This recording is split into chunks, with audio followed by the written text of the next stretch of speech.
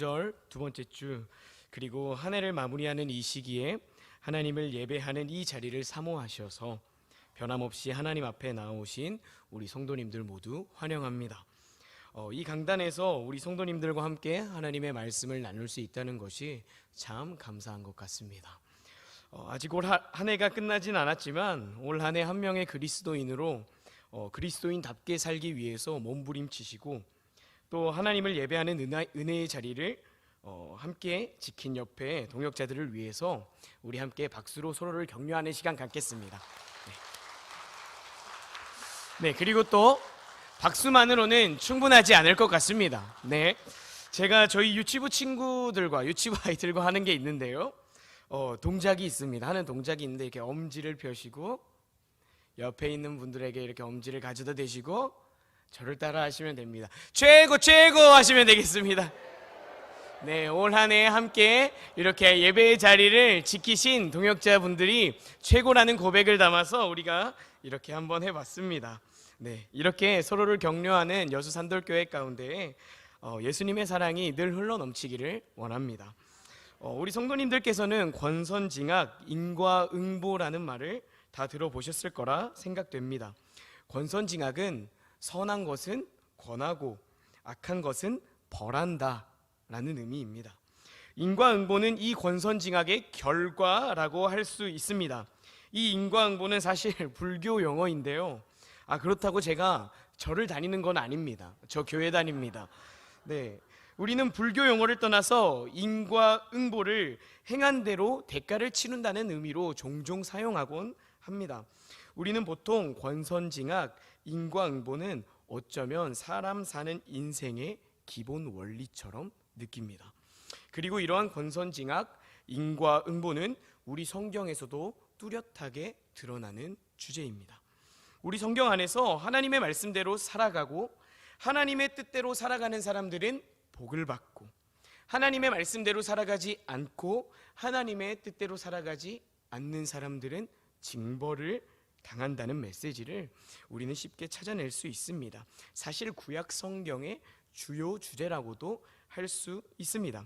그런데 이 주제에는 지혜라는 개념에도 스며들어 있습니다. 하나님을 경외하고 하나님의 말씀대로 살아가는 사람, 그 사람에게 복이 있다. 이것은 전통적으로 지혜라고 합니다. 시편을 읽어도 잠언을 읽어도 이 전통 지혜는 명백하게 드러납니다. 전도사 하면 생각나는 유명한 말이 있죠. 어떤 것인가요? 네, 헛되고 헛되니 헛되고 헛되도다.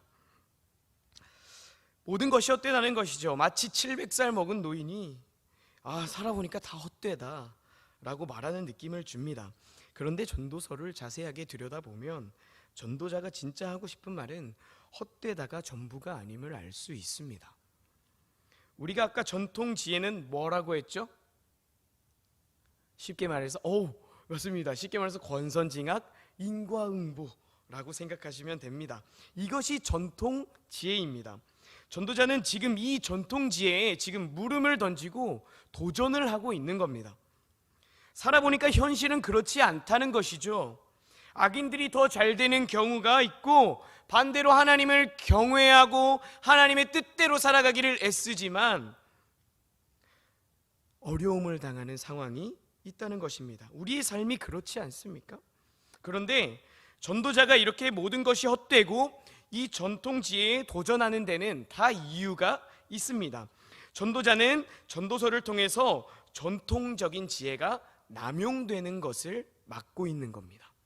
그러니까 하나님을 경외해서 그 마음에서 우러나와서 하나님의 말씀대로 사는 것이 아니라 복을 받기 위한 수단으로 하나님의 말씀을 도구 삼아 버리는 것, 하나님을 우리의 도구 삼아 버리는 것, 이런 신앙에 전도자는 브레이크를 걸고 있는 겁니다.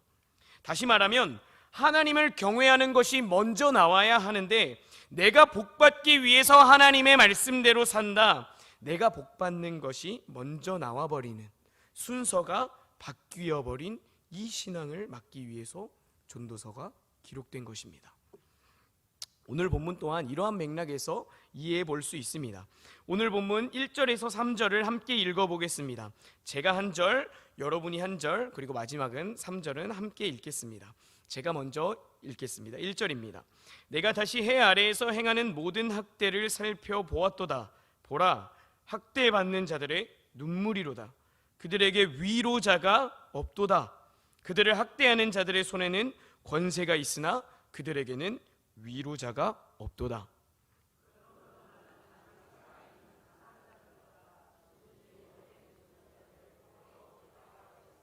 함께 읽겠습니다. 이 둘보다도 아직 출생하지 아니하여 해 아래에서 행하는 악한 일을 보지 못한 자가 더 복되다 하였노라. 전도자가 보기에 이 세상은 권선징악, 인과응보, 즉 전통적인 지혜가 작동하지 않는 세상이었습니다. 전도자가 보는 세상은 학대가 있는 세상이었습니다. 학대받는 사람들의 눈물이 있는 세상이었습니다. 이 학대받는 사람들에게 위로자는 없었습니다. 이들을 학대하는 사람은 누구였을까요? 바로 권세자들입니다. 흔히 힘이 있다고 하는 사람들이 약한 사람들을 학대하는 것이 전도자 눈에는 보였습니다. 여러분, 여기서 잠깐 알 수 있는 것은 우리에게는 이 전도자와 같은 눈이 필요합니다. 누군가에겐 약한 사람들이 학대받는 이 상황이 당연하게 느껴지고 흔히 있는 일이라며 한숨 한 번 내쉬는 일쯤으로 여겨집니다.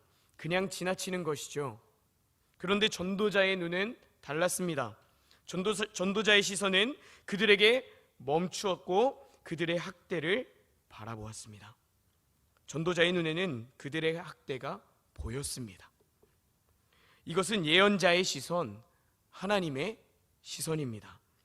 우리는 시대의 약자들에게로 우리의 시선을 돌리는 하나님의 렌즈로 이 세상을 보는 것과 같습니다.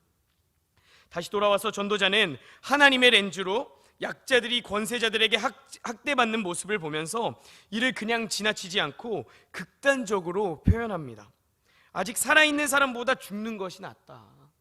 아니, 오히려 애초에 태어나지 않아서 이 악한 일들을 보지 않았으면 더 나았을 거다라고 극단적으로 표현합니다.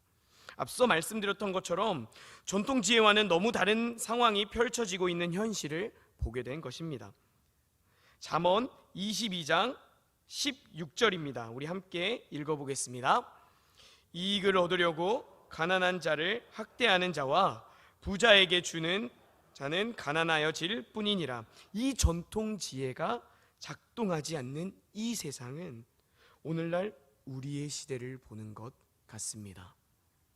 권세자들은 물론이고 더 나아가 권세자들뿐만 아니라 이 시대의 풍조 자체가 무엇을 얻기 위해서라면, 이익을 위해서라면 타인을 생각하지 않는 시대인 것 같습니다.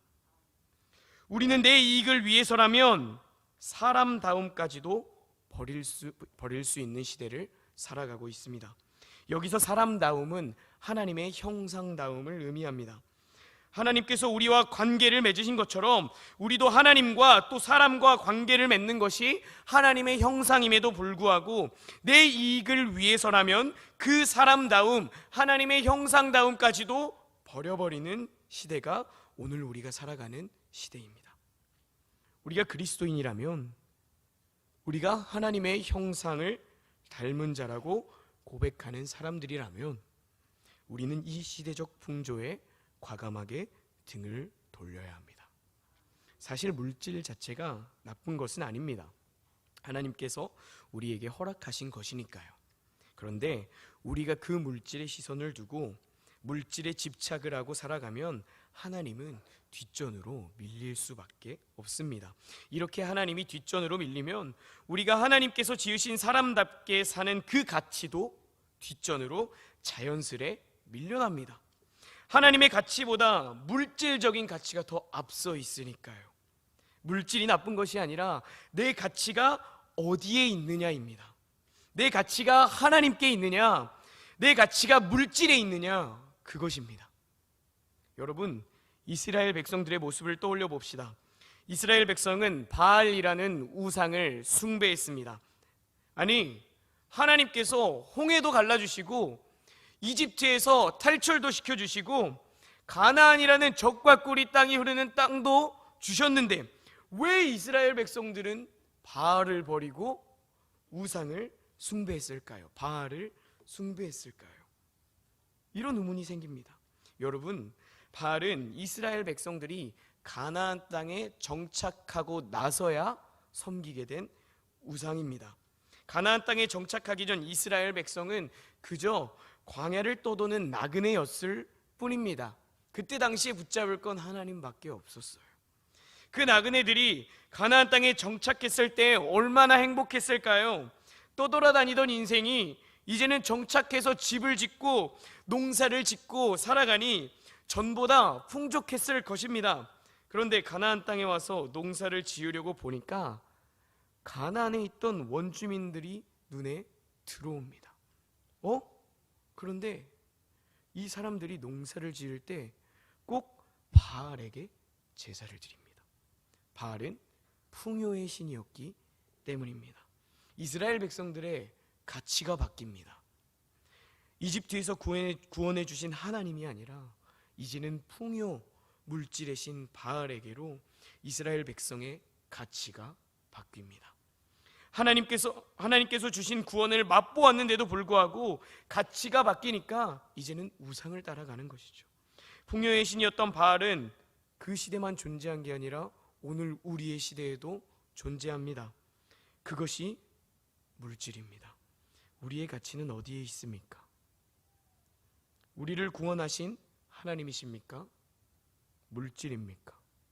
우리의 가치는 하나님이십니다. 그리스도인의 진짜 가치가 하나님이시기 때문에 우리는 물질이 아닌 하나님의 뜻을 따라갑니다.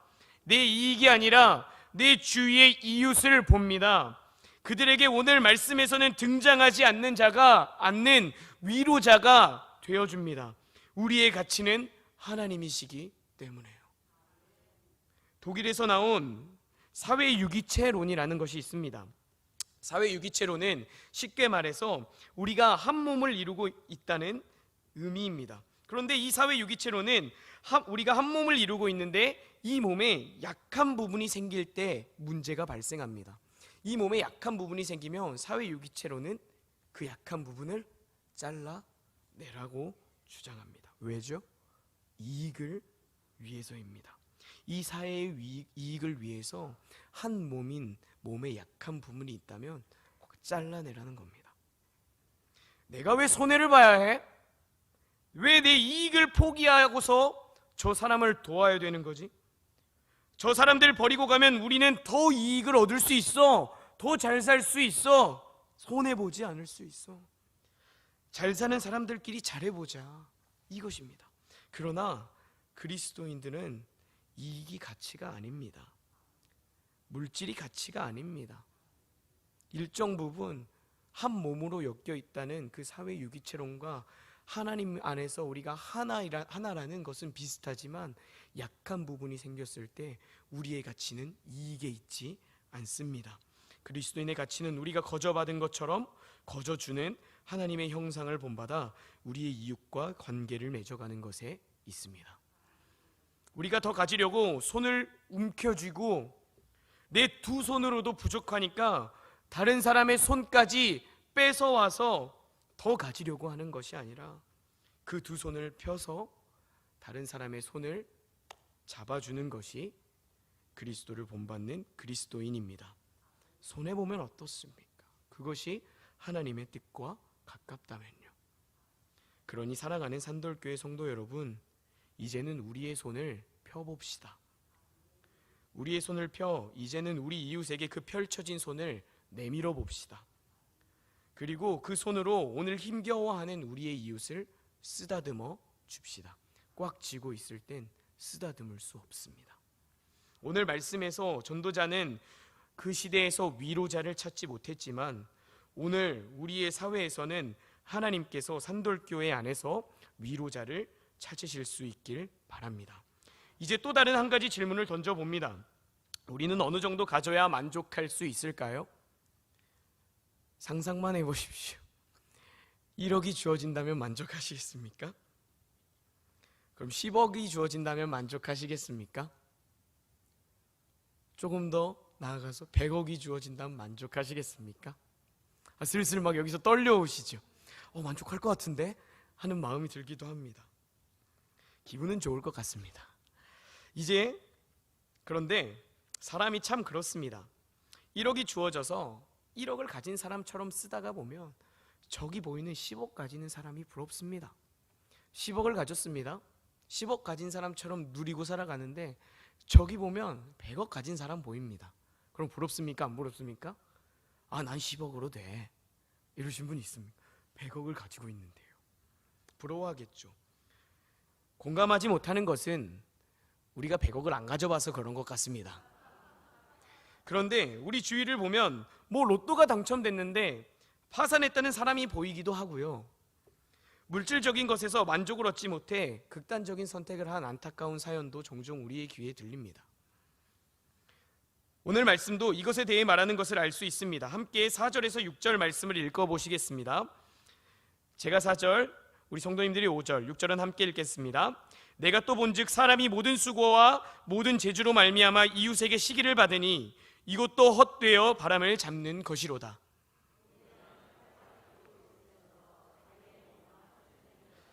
함께 읽겠습니다. 두 손에 가득하고 수고하며 바람을 잡는 것보다 한 손에만 가득하고 평온함이 더 나으니라. 아멘. 4절의 말씀을 세번역 성경으로 보면 이렇습니다. 온갖 노력과 성취는 바로 사람끼리 갖는 경쟁심에서 비롯되는 것임을 나는 깨달았다. 그러나 이 수고도 헛되고 바람을 잡으려는 것과 같다. 우리의 선한 노력과 그것에 의한 성취는 사실 우리의 삶의 큰 동력이 됩니다. 우리가 성실하게 살아가고 우리의 삶을 무의미하게 살아가지 않는 동력이 되는 것이죠. 전통적인 지혜의 관점도 노력하고 성취를 얻기 위해서 성실함을 강조합니다. 잠언 24장 23절에서 24절 말씀 우리가 함께 읽어보겠습니다. 잠언 23장 제가 읽어드리겠습니다. 잠언 24장 23절에서 24절입니다. 내가 좀 더 자자, 좀 더 졸자, 손을 모으고 좀 더 누워있자 하니 내 빈궁이 강도같이 오며 내 궁핍이 군사같이 이르리라. 그만 자라고 하는 거죠.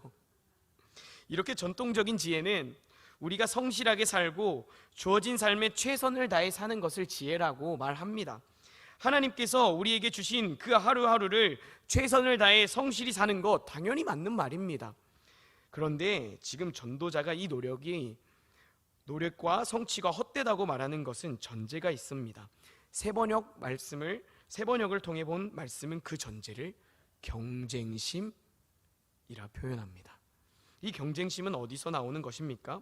남들보다 내가 더 잘 나가야 하니까, 저 사람보다 내가 더 좋은 사람이 돼야 하니까, 아니면 적어도 내가 저 사람만큼은 살아야 되니까.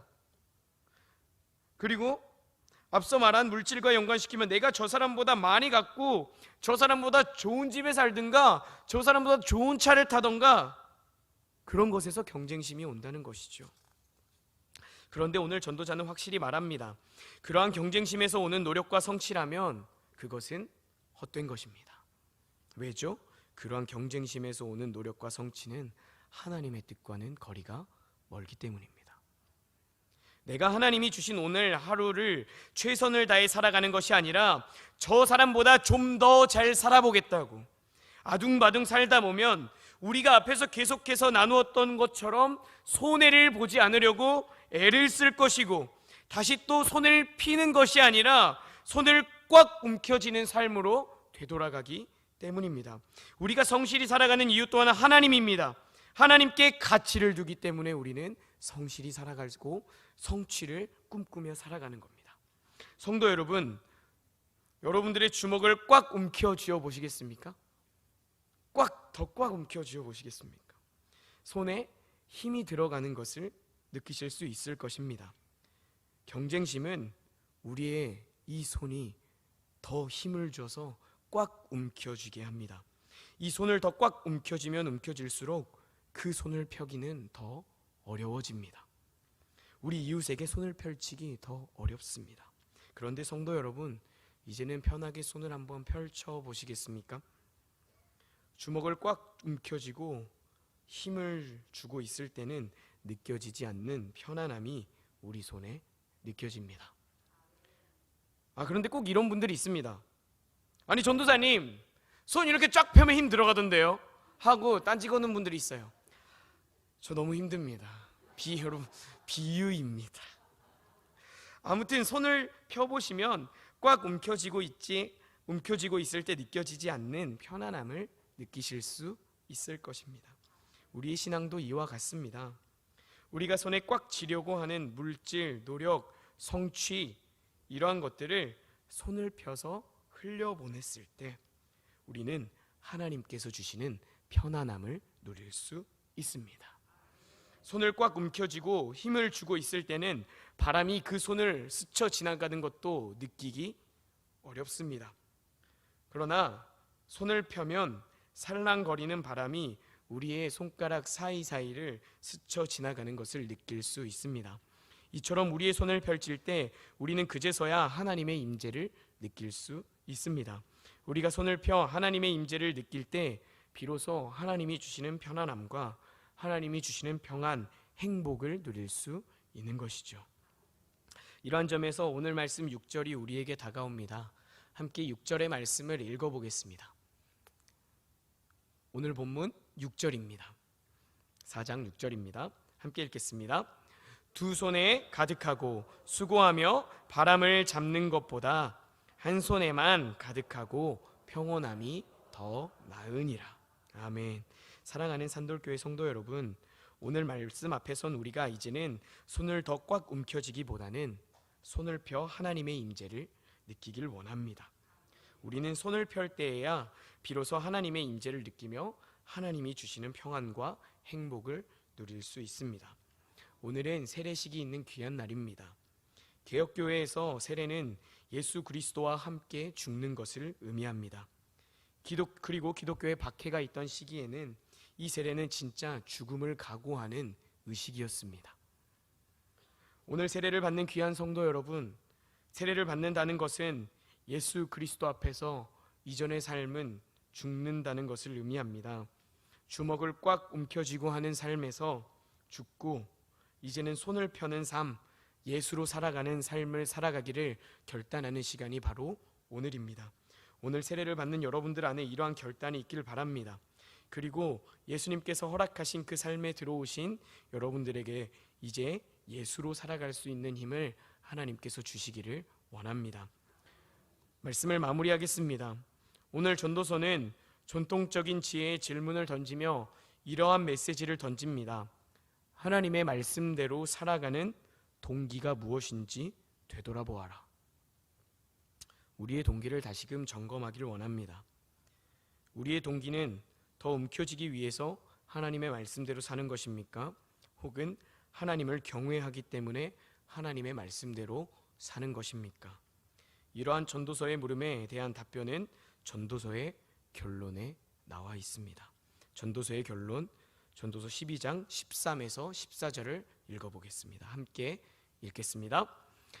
일의 결국을 다 들었으니 하나님을 경외하고 그의 명령들을 지킬지어다. 이것이 모든 사람의 본분이니라.